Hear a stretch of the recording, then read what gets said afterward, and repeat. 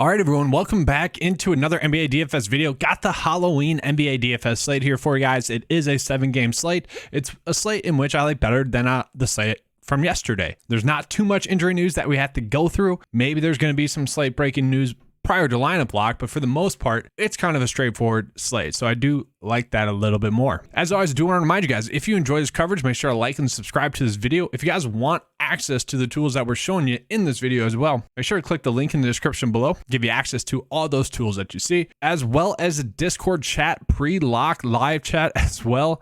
There's been some slate breaking news, Friday, a little bit of Saturday, slate changing breaking news, in which, it does pay off to be in that Discord chat. So make sure to check that out as well.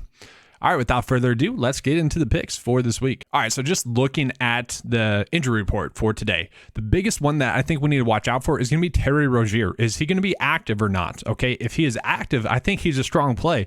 If he sits, it kind of makes the Charlotte Hornet players just annoying, really. That's really the basis of it, because you kind of have to play one of them. Whether that's Gordon Hayward, whether that's Dennis Smith Jr., you kind of have to play one of them, which I don't particularly like. And then from there, John Wall is also a game time decision. We'll have to see if he's going to play or not. If he sits, then, maybe Reggie Jackson becomes a decent play because, we're already seeing that Kawhi Leonard is ruled out. Okay, so, if both of those two sit, that's some usage that's being taken up. That's some usage that needs to go elsewhere. Okay, so we maybe would be looking at one of those two players. And that's really it for the big injury news that's slate impacting news.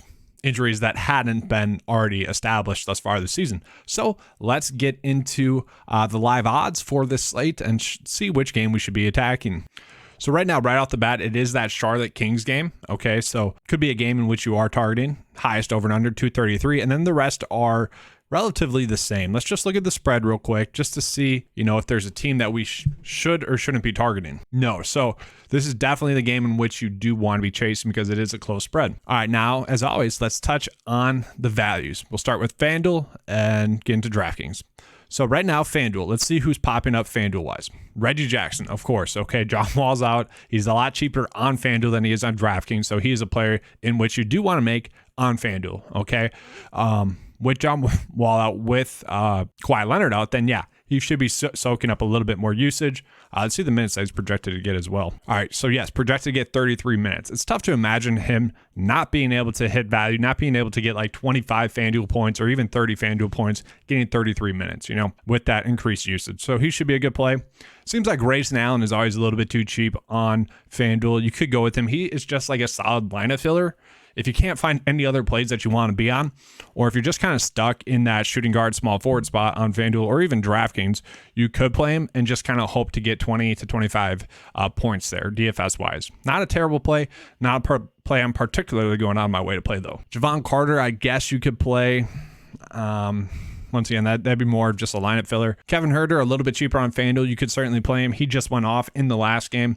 Obviously, you're chasing that matchup there. You're chasing that game. You're chasing that over and under if you're playing him. Don't hate that. Interesting. Aaron Naismith popping up there. Let's see why. Obviously, getting 26 minutes or projected to get 26 minutes. Okay, so the last few games, he has gotten some run, and he is pretty cheap. Okay, he's currently questionable, but if he does play, he could be a solid lineup filler for you. I'm not saying he's going to break the slate like he did in the last game. He is someone that could get you 20 DK points. If he gets 25 minutes, 20 DK points, maybe even 18 DK points you would take at this price point, given the fact that we don't have tremendous value just yet. Okay. Once again, as the night goes on, we might, and you can get that in the Discord chat, that live Discord chat. For now, we don't have it. So for now, he is a decent value play, and that's what the model is saying. Oh, Keegan Murray, guys. Wow. Oh, on FanDuel, $500 cheaper. I like that a lot. That is a solid matchup. The minutes should be there. Yes, 35 minutes. Okay, Keegan Murray on FanDuel. I don't want to say he's a lock because I don't really want to say anyone's a lock on a 7-game slate, but man, that is a great price point. That's a play in which should have a solid floor. I mean, look what he's done. This is DraftKings, obviously, but FanDuel-wise, pretty much the same.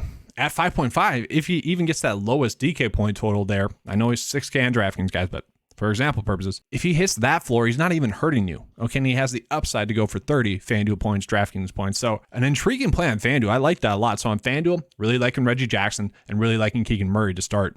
And then man could be someone that does, see some more run, see some more minutes. Not a terrible play on FanDuel. Let's look at DraftKings. Okay, so more of the same here on DraftKings, but Miles Turner is really popping up there. Okay, we can see significantly underpriced on DraftKings compared to FanDuel. And you guys will see here in a second, people are noticing that. Okay, he's one of the higher projected owned players on the slate. And I'll show you guys that here in a second. He should be, though, okay, on DraftKings at least. If he gets the minutes, should be a great play. And then just more of the same. Clint Capella, I guess, is a little bit cheap. You could roll with him. Yeah, from there, not too much. Nothing too crazy. You could go Dennis Smith Jr. if you wanted to. That's not terrible. OG is a lot cheaper on DraftKings than he is on FanDuel. Could go with him as well.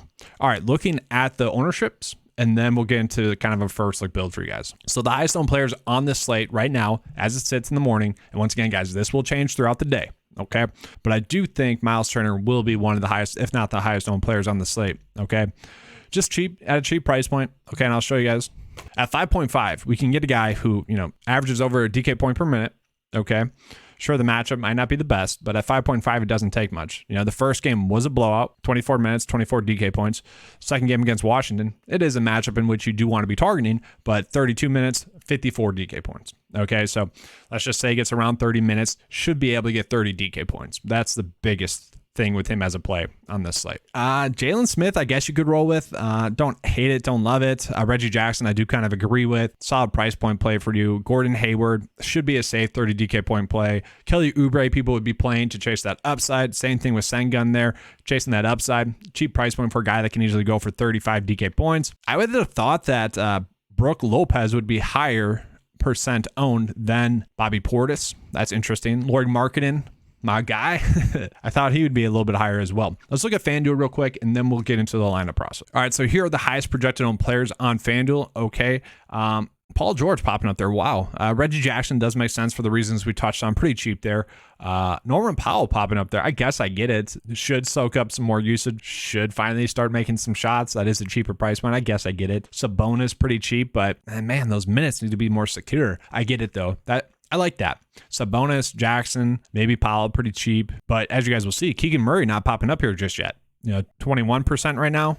Obviously, that's kind of high, but if he's going to be that low owned, in comparison to the rest of the field, that's pretty cheap. So might be someone you're looking at as well. All right, it's not breaking down the slate here, guys. Going to start off with the guard spots. On the slate, I do really like the idea of playing De'Aaron Fox. Okay, De'Aaron Fox has been extremely consistent. Obviously, this is a game in which you want to be targeting. His lowest DK point total has been 41 DK points, which at this price point, you would certainly take. The biggest reason why I like this play, though, is the matchup potentially with Dennis Smith Jr. Dennis Smith Jr. sucks on defense, okay?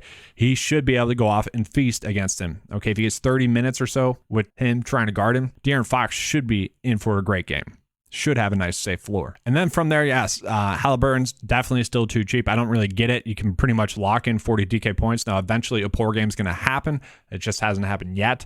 Very cheap price point for a guy that has been absolutely stellar so far this season. Even in games where blowouts, he's still getting the minutes, which helps a lot, obviously. I will say Desmond Bane probably would be a lock play, as well as Tyus Jones if for some reason John Morant sits in this one. He's currently questionable. I kind of expect him to play. It was just an illness, could be COVID related, and that would be the reason why he sits. We would have to see. If it's not, probably going to play. But if he does sit, yes, Tyus Jones and then also Desmond Bane are two players that you definitely would be looking at. So Cade Cunningham probably going to get some of Drew Holiday defense. Drew Holiday could certainly lock him up and hinder his production.